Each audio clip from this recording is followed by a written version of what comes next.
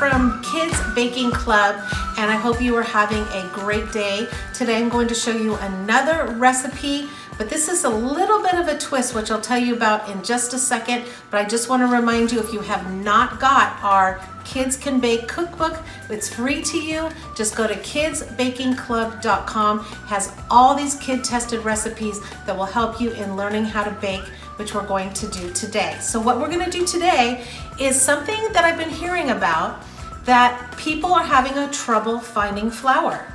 Because of the coronavirus, a lot of stores are low on flour. And hopefully where you live, that's not the case. But for those who do have this issue, I wanted to show you that you can make things with cake mixes. Because in a cake mix, there is all kinds of flour and baking powder and things like that. So we're gonna make some cookies, yes, cookies, with a cake mix. So what I'm gonna do is today we're gonna make cranberry orange cookies using vanilla cake mix. So go ahead and buy vanilla cake mix. Go ahead and open it up and dump it in. You're not gonna follow the recipe. You're just going to use the cake mix. And then we're going to use a ½ cup of oil. And you can see that the line up here says 1 cup, but bring it down and you can see that it actually says a ½ cup. Go ahead and add that. Then we're going to add 1 teaspoon of baking powder. Now, there already is baking powder in a cake mix, but when you're making cookies, we want to add a little bit more. And then it calls for 2 eggs.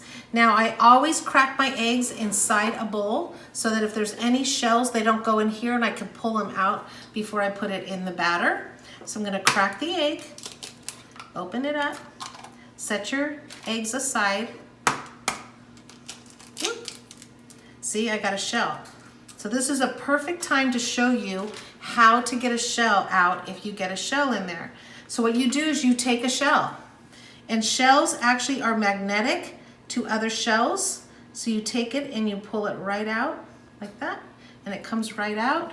I think there was another one in there too, yep. And you can pull it right out, just like that. Now I'm ready to put that back in my batter. And we're gonna stir this up really well, and then we're gonna grate our orange, because we're just gonna put the rind of the orange in to give it flavor. Some people call it zest. So see how the dough is nice and thick? Unlike a cake mix batter where you add water, this one is just oil, but no water. All right, we're gonna grate the side of an orange. Make sure you wash the orange rind, and you can either use a zester or you can use a grate, and you want the small side, not the part where you grate cheese, but the smaller side. Make sure you don't keep your fingers next to it. We need about probably the whole orange of zest.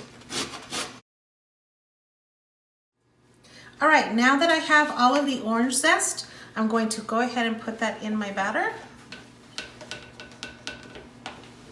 Put some on the counter.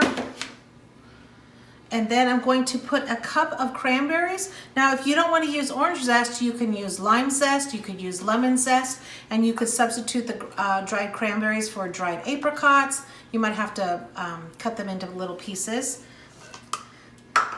And then you're gonna stir it. And we're gonna put these on a lined baking pan. And a lined baking pan is using parchment paper.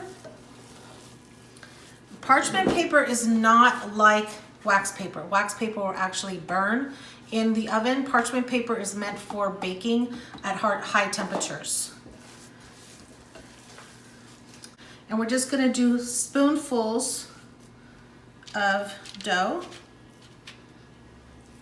I'm gonna fill that up. We're gonna bake this in a 350-degree oven for about 12 minutes.